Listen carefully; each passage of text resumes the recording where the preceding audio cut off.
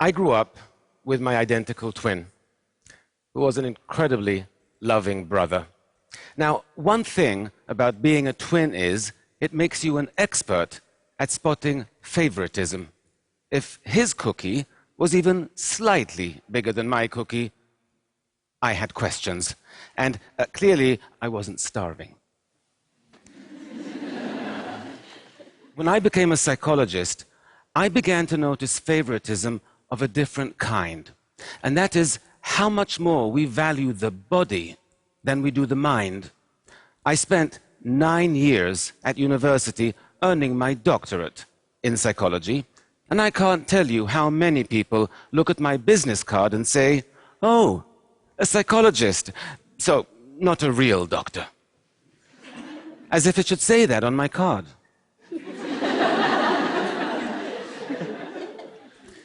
This favoritism, we show the body over the mind. I see it everywhere.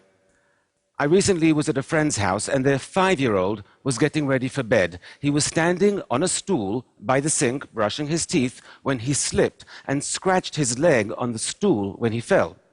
He cried for a minute, but then he got back up, got back on the stool, and reached out for a box of Band-Aids to put one on his cut. Now, this kid could barely tie his shoelaces, but he knew you have to cover a cut so it doesn't become infected, and you have to care for your teeth by brushing twice a day. We all know how to maintain our physical health and how to practice dental hygiene, right? We know it since we were 5 years old. But what do we know about maintaining our psychological health? Well, nothing. What do we teach our children about emotional hygiene? Nothing. How is it we spend more time taking care of our teeth than we do our minds? Why is it our physical health is so much more important to us than our psychological health? You know, we sustain psychological injuries even more often than we do physical ones, injuries like failure or rejection or loneliness. And they can also get worse if we ignore them, and they can impact our lives in dramatic ways. And yet, even though there are scientifically proven techniques we could use to treat these kinds of psychological injuries, we don't. It doesn't even occur to us that we should. "Oh, you're feeling depressed. Just shake it off. It's all in your head." Can you imagine saying that to somebody with a broken leg? "Oh, just walk it off. It's all in your leg." It is time we close the gap between our physical and our psychological health. It's time we made them more equal, more like twins. Speaking of which, my brother is also a psychologist, so he's not a real doctor either. We didn't study together, though. In fact, the hardest thing I've ever done in my life is move across the Atlantic to New York City to get my doctorate in psychology. We were apart then for the first time in our lives, and the separation was brutal for both of us. But while he remained among family and friends, I was alone in a new country. We missed each other terribly, but international phone calls were really expensive then, and we could only afford to speak for 5 minutes a week. When our birthday rolled around, it was the first we wouldn't be spending together. We decided to splurge, and that week we would talk for 10 minutes. I spent the morning pacing around my room, waiting for him to call, and waiting, and waiting. But the phone didn't ring. Given the time difference, I assumed, okay, he's out with friends, he'll call later. There were no cell phones then. But he didn't. And I began to realize that after being away for over 10 months, he no longer missed me the way I missed him. Now, I knew he would call in the morning, but that night was one of the saddest and longest nights of my life. I woke up the next morning. I glanced down at the phone, and I realized I had kicked it off the hook when pacing the day before. I stumbled out of bed, I put the phone back on the receiver, and it rang a second later. And it was my brother. And boy, was he pissed. it was the saddest and longest night of his life as well. Now, I tried to explain what happened, but he said, I don't understand. If you saw I wasn't calling you, why didn't you just pick up the phone and call me? He was right. Why didn't I call him? I didn't have an answer then. But I do today, and it's a simple one. Loneliness. Loneliness creates a deep psychological wound, one that distorts our perceptions and scrambles our thinking. It makes us believe that those around us care much less than they actually do. It makes us really afraid to reach out, because why set yourself up for rejection and heartache when your heart is already aching more than you can stand? I was in the grips of real loneliness back then, but I was surrounded by people all day, so it never occurred to me. But loneliness is defined purely subjectively. It depends solely on whether you feel emotionally or socially disconnected from those around you, and I did. There is a lot of research on loneliness, and all of it is horrifying. Loneliness won't just make you miserable, it will kill you. I'm not kidding. Chronic loneliness increases your likelihood of an early death by 14%. 14%. Loneliness causes high blood pressure, high cholesterol. It even suppresses the functioning of your immune system, making you vulnerable to all kinds of illnesses and diseases. In fact, scientists have concluded that taken together, chronic loneliness poses as significant a risk for your long-term health and longevity as cigarette smoking. Now, cigarette packs come with warnings saying this could kill you, but loneliness doesn't. And that's why it's so important we prioritize our psychological health, that we practice emotional hygiene. Because you can't treat a psychological wound if you don't even know you're injured. Loneliness isn't the only psychological wound that distorts our perceptions and misleads us. Failure does that as well. I once visited a daycare center where I saw 3 toddlers play with identical plastic toys. You had to slide the red button and a cute doggy would pop out. One little girl tried pulling the purple button, then pushing it, and then she just sat back and looked at the box with her lower lip trembling.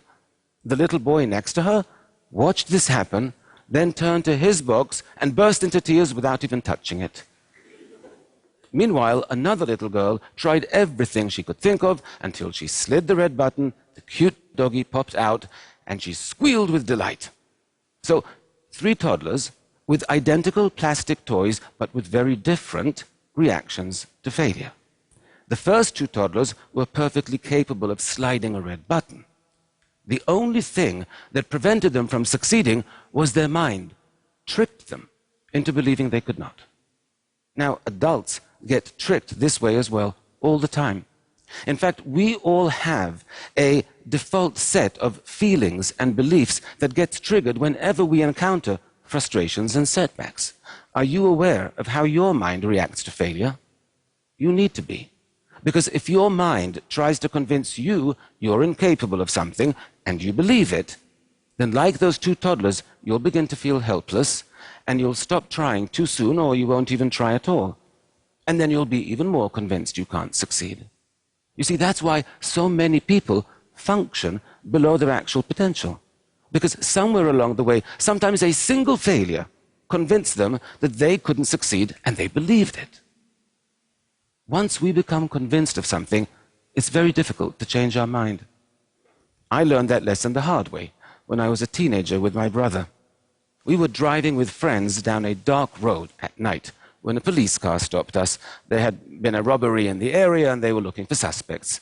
The officer approached the car and he shined his flashlight on the driver, then on my brother in the front seat, and then on me, and his eyes opened wide and he said, "Where have I seen your face before?"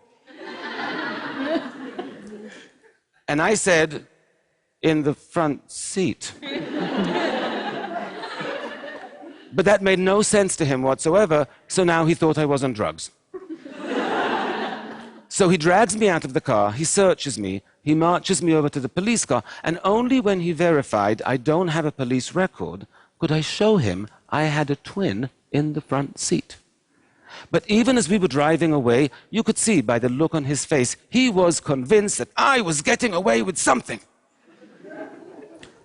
Our mind is hard to change once we become convinced. So it might be very natural to feel demoralized and defeated after you fail, but you cannot allow yourself to become convinced you can't succeed. You have to fight feelings of helplessness. You have to gain control over the situation. And you have to break this kind of negative cycle before it begins. Our minds and our feelings, they're not the trustworthy friends we thought they were. They're more like a really moody friend who can be totally supportive one minute and really unpleasant the next. I once worked with this woman who, after 20 years of marriage and an extremely ugly divorce, was finally ready for her first date. She had met this guy online, and he seemed nice, and he seemed successful, and most importantly, he seemed really into her. So she was very excited. She bought a new dress, and they met at an upscale New York City bar for a drink. 10 minutes into the date, the man stands up and says, "I'm not interested," and walks out. Rejection is extremely painful. The woman was so hurt she couldn't move. All she could do was call a friend. And here's what the friend said. "Well, what do you expect? You have big hips, you have nothing interesting to say. Why would a handsome, successful man like that ever go out with a loser like you?" Shocking, right, that a friend can be so cruel. But it would be much less shocking if I told you it wasn't the friend who said that. It's what the woman said to herself. And that's something we all do, especially after a rejection. We all start thinking of all our faults and all our shortcomings, what we wish we were, what we wish we weren't. We call ourselves names, maybe not as harshly, but we all do it. And it's interesting that we do, because our self-esteem is already hurting. Why would we want to go and damage it even further?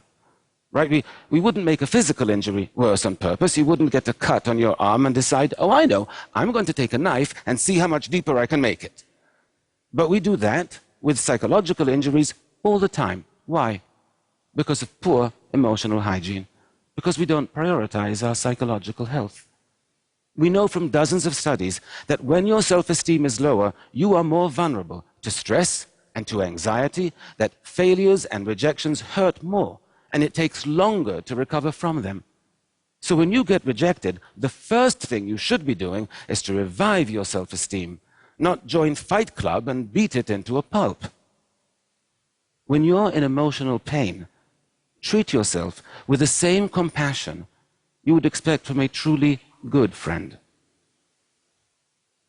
We have to catch our unhealthy psychological habits and change them. And one of the unhealthiest and most common is called rumination.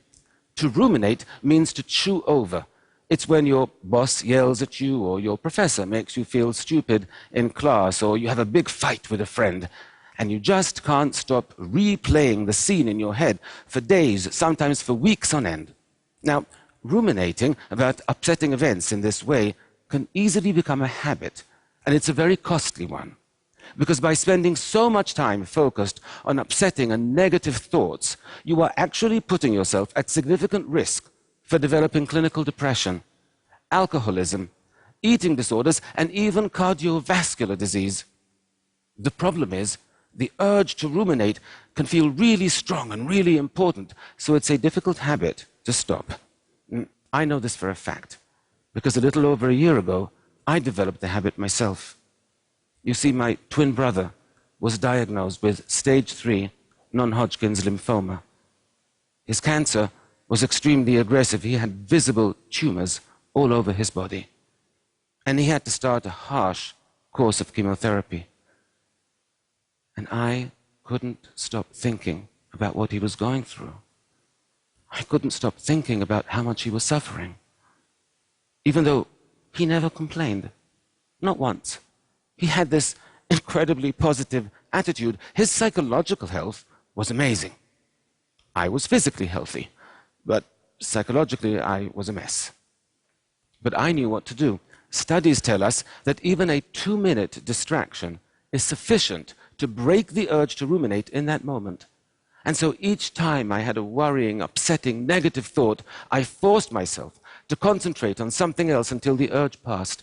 And within 1 week, my whole outlook changed and became more positive and more hopeful. 9 weeks after he started chemotherapy, my brother had a CAT scan, and I was by his side when he got the results. All the tumors were gone. He still had 3 more rounds of chemotherapy to go, but we knew he would recover. This picture was taken 2 weeks ago. By taking action when you're lonely, by changing your responses to failure, by protecting your self-esteem, by battling negative thinking, you won't just heal your psychological wounds. You will build emotional resilience. You will thrive. You know, 100 years ago, people began practicing personal hygiene, and life expectancy rates rose by over 50% in just a matter of decades. I believe our quality of life could rise just as dramatically if we all began practicing emotional hygiene. Can you imagine what the world would be like if everyone was psychologically healthier? If there were less loneliness and less depression? If people knew how to overcome failure? If they felt better about themselves and more empowered? If they were happier and more fulfilled? I can, because that's the world I want to live in. And that's the world my brother wants to live in as well. And if you just become informed and change a few simple habits, well, that's the world we can all live in. Thank you very much.